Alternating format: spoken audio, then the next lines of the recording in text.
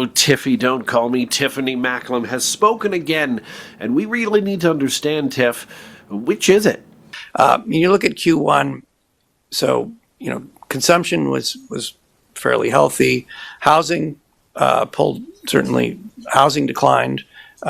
Business investment was soft. And then, trade and inventories were largely a wash.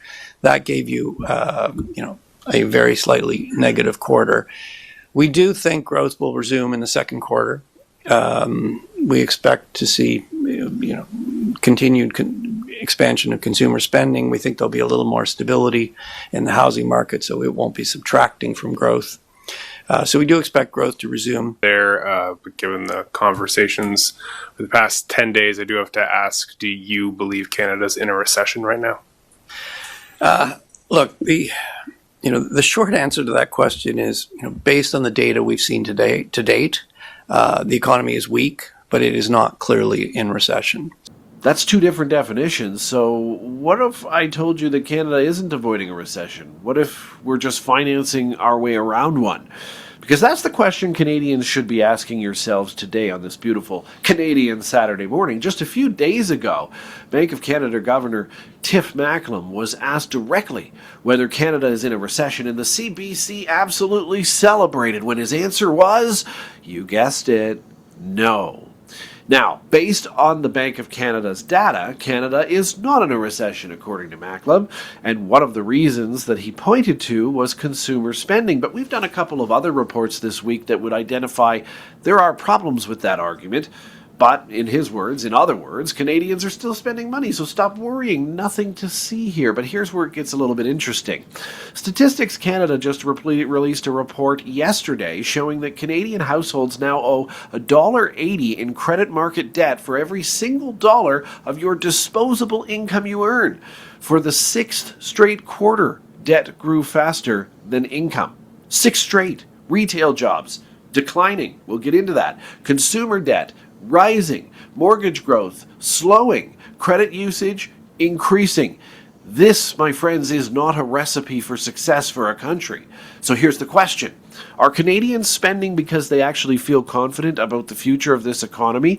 Or are Canadians generally spending because they're just simply trying to hold together the fort, to hold together the lives that they've already built? Because those are two very different stories. One points to a resilient economy and resilience in the future of our economy, while the other points to an economy running on borrowed time. So today, we are tapping into the truth behind Canada's consumer economy and what it truly means, what's truly going on. Because if consumer spending is the thing that keeps things afloat in the economy, then we need to ask one very important question of Tiff Macklem and other economists. Who's paying for it? Let's tap into the truth. Welcome to Bakes on Things.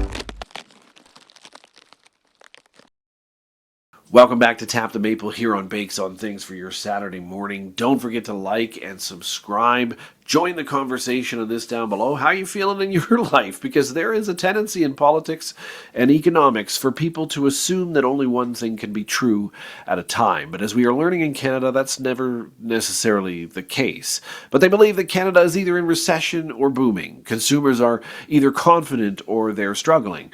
Government officials are either lying or they're telling the truth. That's typically how we see things go. But real life can rarely be that simple, can't it? I mean, is your life that simple? Black and white?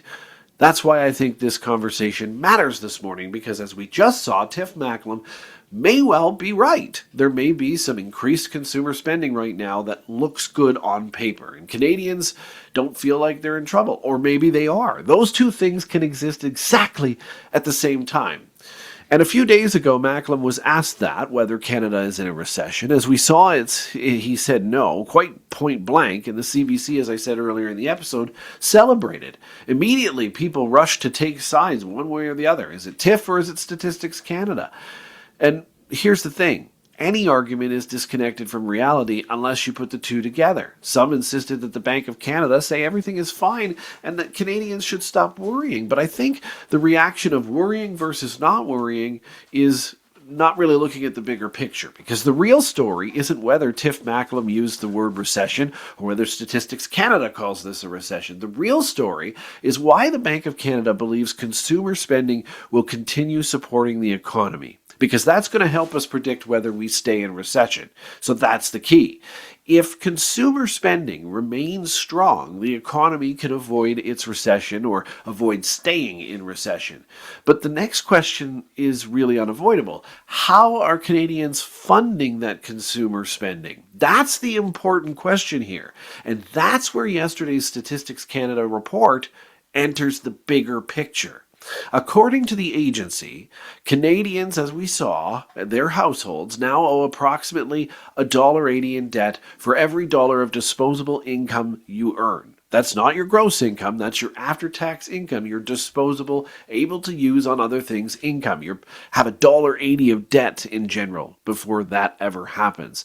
That ratio increased again during the first quarter of this year. In fact, debt has now outpaced income growth for quite a long time. 6 consecutive quarters, in fact. That's a lot, folks. Not one bad quarter. We are talking about 6 consecutive quarters, a year and a half. Now, 6 straight quarters matters even more because debt can sometimes tell us a story before the GDP does. So all of this debt could be predicting our future. If people are earning more and taking on debt to invest in business or purchase homes or improve productivity, all of that is one thing. But that's not what this report points to. Today's or yesterday's report points towards something different. Mortgage growth actually slowed, so that wasn't a part of it. Instead, increases in consumer credit and non-mortgage borrowing helped drive the numbers higher. That's not a good sign. And if you think about that for a moment, the debt growth wasn't being fueled primarily by investment or mortgage growth or Canadians chasing a larger home or chasing a dream. It increasingly involved the types of debt that people use to bridge the gaps in their lives. We are talking things like credit cards. We are talking things like lines of credit and personal loans in your life. Now, again, we have to be fair here. Debt itself isn't automatically a crisis. Some of you probably manage your debt perfectly. Canadians have carried high debt loads before, but this load just feels a little different. Lower interest rates can sometimes help households manage that debt. And as I just said, some people use credit responsibly as part of a normal financial planning cycle that they use. But here's where I think many Canadians are actually struggling to reconcile what they're hearing from officials and then with the things that they're experiencing in their own lives, at their own kitchen tables, talking with their partners about their money situation. Because consumers don't wake up one morning and decide to accumulate more debt just for fun. I'm just going to go spend, honey. Something usually causes all of that. And often that something is downward pressure on your income. Pressure from higher grocery costs, pressure from housing expenses, perhaps it's pressure from astronomically higher utility bills and car insurance and home insurance, pressure from raising your kids and involving them in their extracurriculars while still just giving them the basic supplies of life, pressure from trying to maintain a standard of living that increasingly costs more than it did just a few years ago, which brings us back to overall consumer spending again, because economists often interpret spending as a sign of confidence in the economy. Well, consumers are whipping out their wallets, they're out there, they're spending. But if consumers are buying things, the thinking goes they must feel reasonably optimistic about the future, and yet those things may just be the basics. There's another possibility. Consumers may be spending because they just don't have the choice. And families still need their groceries. Just happens that the steak now costs $94 per steak. Kids need clothes. Cars still need repairs. People still need to commute to work. You gotta get there to earn the money, right? Life doesn't stop simply because budgets become tighter, and therefore that spending happens on credit. And if incomes fail to keep pace with those costs, that's why the households turn to that credit.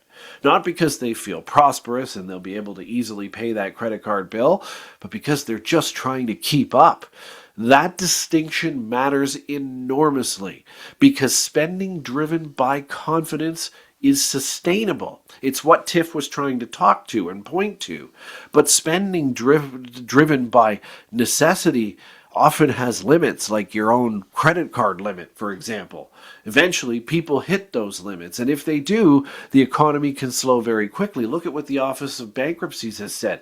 Highest ever. Let's connect this to another trend we've discussed here before, and that's the employment numbers, because there's another sign in there that maybe we aren't spending like Tiff thinks, because not all of the job increases tell the story. In recent months, we've seen weakness emerge in retail employment, including last month when jobs were supposedly up.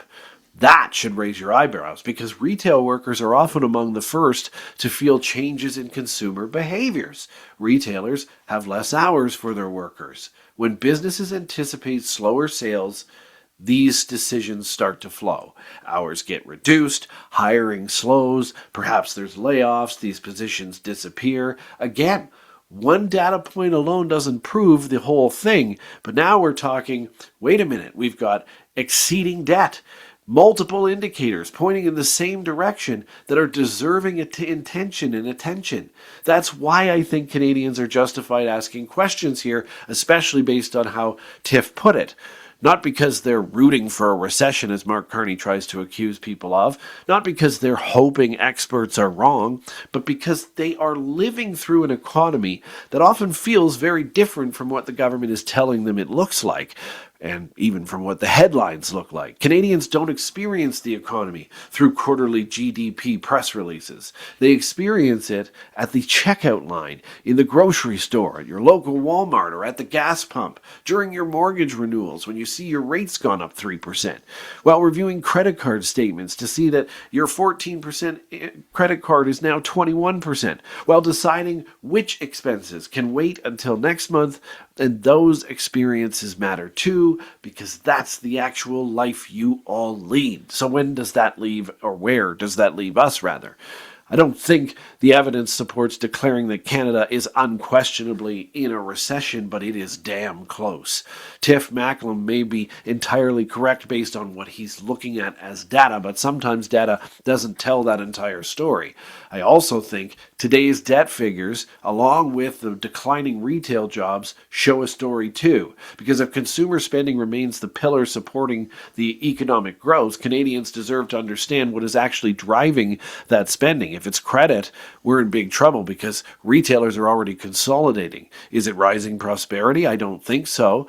It's rising pressure is what it looks like. Are households opening their wallets because they feel optimistic? I don't think so. It's because they're exhausting every available option to preserve normalcy. And those questions aren't partisan. They're just questions of trying to figure out, what's this going to look like 2 quarters from now? They're practical questions that we really need to take every little piece of that puzzle and add up.